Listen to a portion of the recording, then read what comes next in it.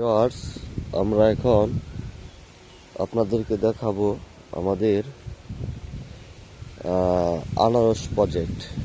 এবার পরীক্ষামূলক মধুপুরের বিখ্যাত সেই আনারস আমি চাষ করেছি আমার বাড়ির আঙিনায়, যেখানে বালি মাটি আছে,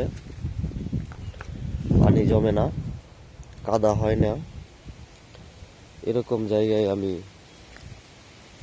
আনারসের চাষ করেছি।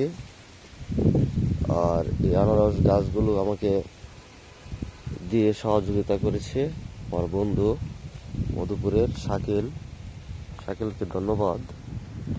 আমার গাছগুলোতে আমি এখনো কোনো প্রকার সার বা পানির ব্যবহার করিনি, কারণ যিনি চারাগুলো দিয়েছে উনি পরামর্শ দিয়েছে কোনো প্রকার পানি দেওয়া যাবে না, বৃষ্টির যে পানি হবে এটা দিয়েই হবে।